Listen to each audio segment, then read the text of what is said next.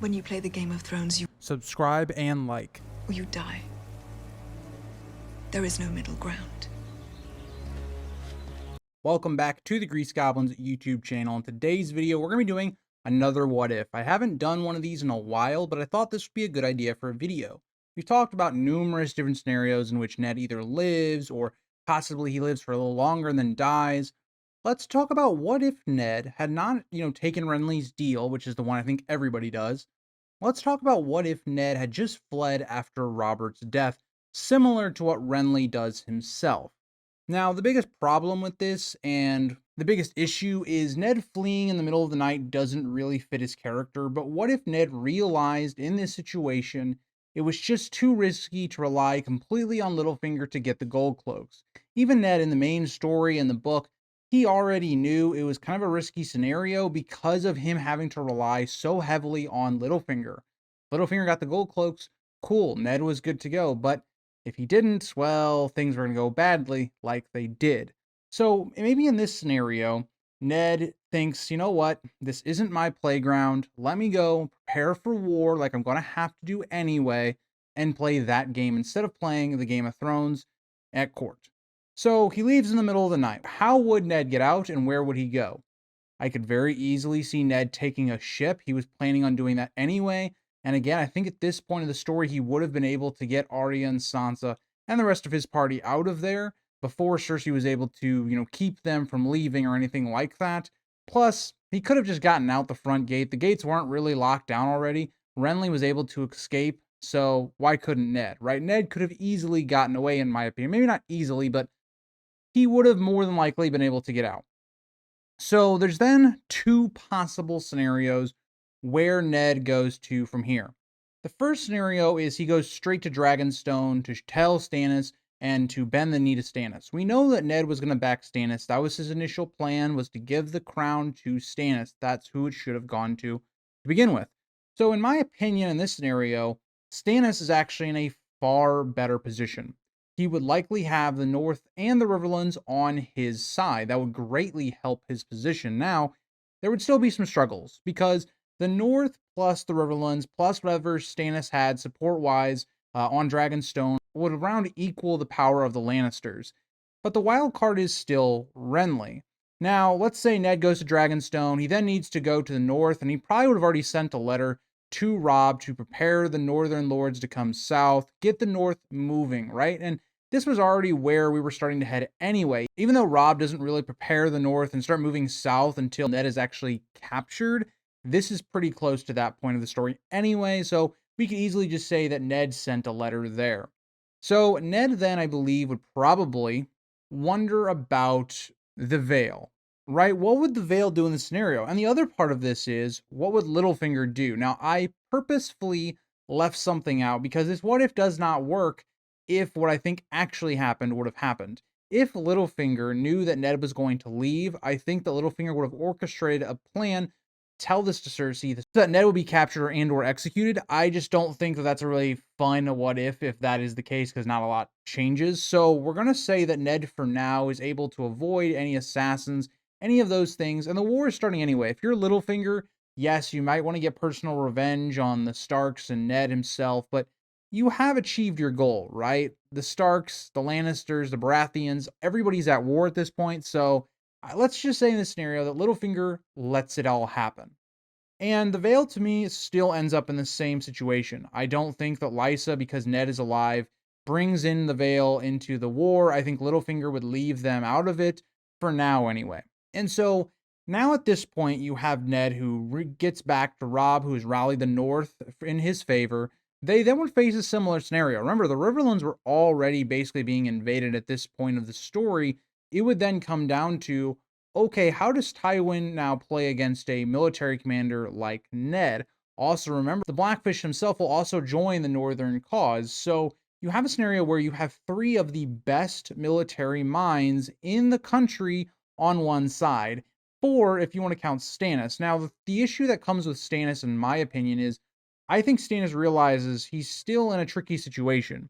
If Renly doesn't back him, Stannis does not have the power of the South. He is pretty much banking completely on the North and the Riverlands.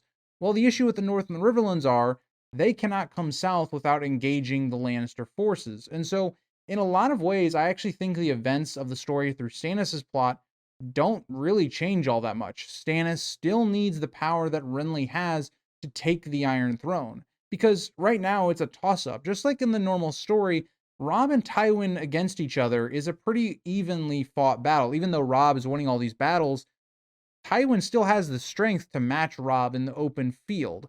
Now, with Ned, with the Blackfish, I still think that the Starks would pretty much still beat the Lannisters down at the number of the early battles, like the Battle of the Whispering Wood, like the Battle of the Camps. Would Tywin be a bit more cautious?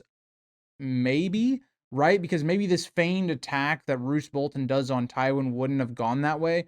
But still the same thing happens here if you're Jaime, right? Jaime is not expecting an attack. He's still caught off guard. And so, in my opinion, a lot of the battles pretty much stay the same. And so at this point, right, we're at the end of book one. Again, Ned is not made King of the North. Robb is not made King of the North because they've already bent the knee to Stannis. So there's no King of the North situation. Stannis still has the support of both the Riverlands and the North. Now, the thing that I think is also going to change here, when we get into Clash of Kings, one thing that's really detrimental to Robb's cause is the Riverlords disperse. They all disperse to go protect their own lands, their own keeps. I don't think Ned would do that. Ned even questions Edmure's foolishness in terms of trying to protect his people, while be it honorable, is a bad strategy against a better force than your own with the Lannisters. Don't think Ned would allow that, right? Ned would be the operating commander here, not Edmure himself. And, especially with Hoster totally out of it. And so at this point, you go back to the Stannis camp. So the Stannis camp, I think the same things play out, right? You still have Stannis and Renly meeting. I think Stannis, still pushed by Melisandre, tries to get Renly's forces and ends up having to kill him. Now, the main difference here is Catelyn is not going to be sent to this meeting, in my personal opinion. Catelyn, the reason that she goes to the south is to get an alliance with Renly. Well, in this scenario, you already have the alliance with Stannis. At this point, Renly is somebody rebelling against the crown because the Starks have already bent the knee to Stannis. There's no reason for Catelyn to be sent there. So a number of things actually go really well for the Starks in this what if. One of those things is Theon is never sent to the Iron Islands. One of the main things that Ned tells Catelyn is to keep Theon close. He understood keeping Theon was important. Another aspect of this is if you think Balon was going to invade the North anyway, well, he did that mainly because Ned Stark and Robert Baratheon and Jon Arryn were all out of the picture. So again, I don't see that happening. The Ironborn are a fascinating case. I think in a lot of ways, Balon might actually invade the Lannisters at this point because they are the weaker target, right? The Lannisters are in a very bad position, especially once you get to the point where, Stannis and Renly have their scuffle and Stannis ends up winning that with killing Renly and getting the Stormlanders' forces. So I think what Balon would have been doing is kind of sitting out the war a bit, kind of doing a Walder Frey. And then eventually, I think he probably would have seen the Lannister ship was going the wrong way and would have attacked them. And then there's just a number of things, right? We could even look at, I just mentioned Walder Frey, so it reminded me of Walder Frey. You look at the crossing of the twins. I think that terms still would have been given. I still think Robb, being the heir to Winterfell, would have had to marry a Frey girl. It would have been a betrothal, of course, right now. I don't think the pact would have been as steep as it was.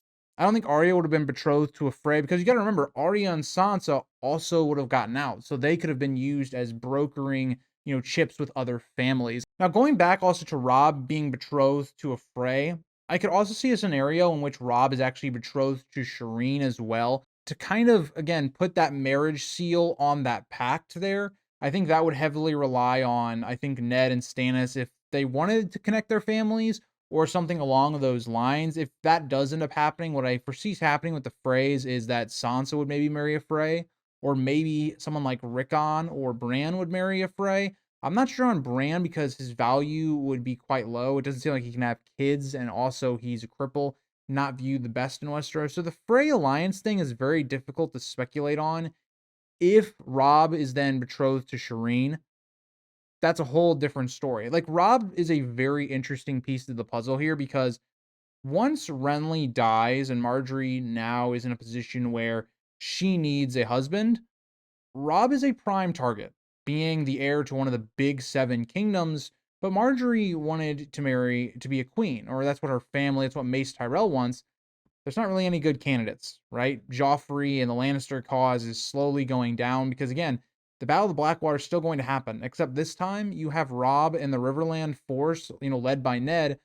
Basically, their main goal is to make sure Tywin does not get to King's Landing. And the Tyrells themselves are not going to go out of their way to save King's Landing without the backing of Tywin and his forces. So you're in a really sticky position here. I think the Lannisters are doomed in this scenario. I think the Tyrells might realize that and just try to make the best out of a bad situation. Maybe they try and approach Stannis about marrying, Shireen, marrying her to Willis or something along those lines, maybe Loras, whatever you want to do there. But in the long story short, the Lannisters are going to lose the war. That's just how it's going to go. If Ned is alive and Littlefinger doesn't have him assassinated at any point, the North, the Riverlands, the Stannis faction, they're all going to win.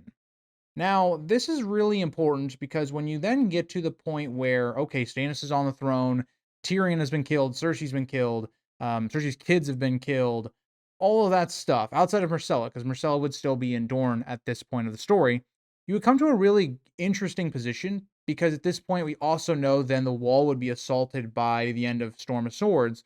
Well, okay, the war would probably be over by that point. Maybe there's a little bit of hold up from the Lannisters. Maybe there's a siege of Casterly Rock at this point, or Harrenhal, wherever Tywin is at this point. Maybe that is still a big portion that draws away forces, but the North is still united for the most part, right? Like, there is no Ironborn rebellion. Ned would take a threat on the wall very seriously. He would send any aid to the wall that could be managed. And so I think it's a really big point. You also think about the king, who is currently the king right now, Stannis. He also cares about the wall as well. He would definitely, I think, if he was not still tied up with maybe the Lannisters and breaking their rebellion, I think he would send forces there as well and aid, and he would take that threat seriously. So you're in a really good position, in my opinion, when the others start to maybe bring up this threat, if we even get to that point, because you have to remember, I believe that the wall is going to come down likely, or at least a part of it's going to come down because of Euron. I don't think Euron becomes all that enticing of a king to the Ironborn, given the kingdoms are united. And so, is Balon still killed by a Euron? Possibly, but I highly doubt it, to be honest, given the state that the Ironborn would still be in at this point. It's a really tough position. And so, as you get further into this, obviously it's becoming a fan fiction. That's the tough part about this. You don't know how to judge when Daenerys comes over.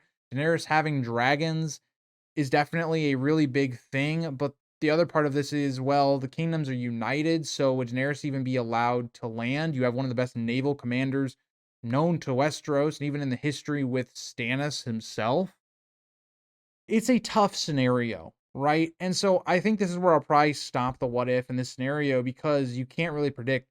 Ned living further than the first book completely throws off the entire series. And that's why Ned's death is so impactful, because if he doesn't die, the rest of the story doesn't happen.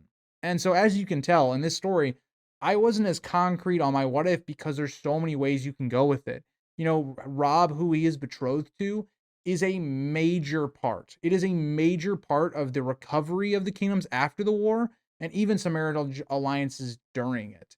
And, the same goes for Sansa. Who is Sansa going to marry? Arya is now not going to become a faceless man. How will that affect certain events to come? I mean, there's just so much here to me that I think is really fascinating.